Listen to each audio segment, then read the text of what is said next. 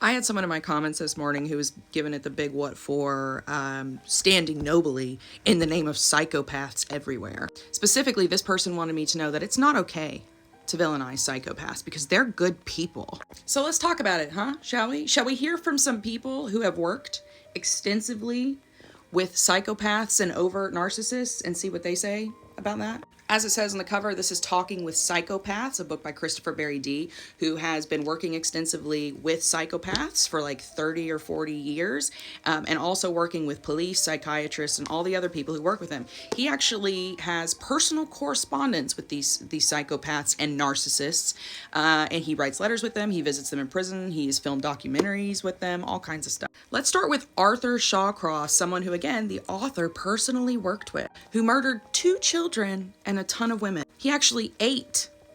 He cut off and ate. They're downstairs. Here's what Christopher Barry D. was told about visiting that really misunderstood and villainized man in prison. He will revert to type within milliseconds if you upset him. Now, before you and your team sign this waiver and not hold the Department of Corrections responsible if he attacks you, we can proceed.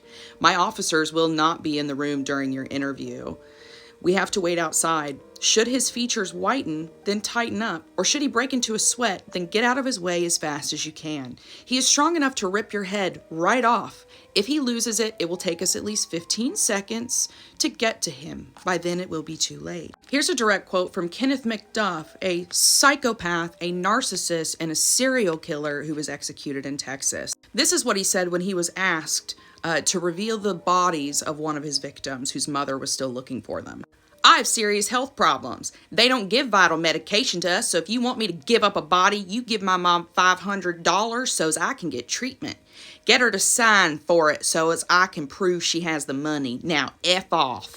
That's what he said in response to a grieving mother. Do you know what Kenneth's teachers said about him when they were interviewed about him after he was revealed to be a prolific serial killer? From the age of 5, there was murder in Kenneth's eyes. It was quite disturbing, I can tell you that. All of his teachers all throughout school said the same thing. He had repeated horrific behavioral problems, and by the time he was in middle school, he was jumping people and carrying guns and threatening to kill people.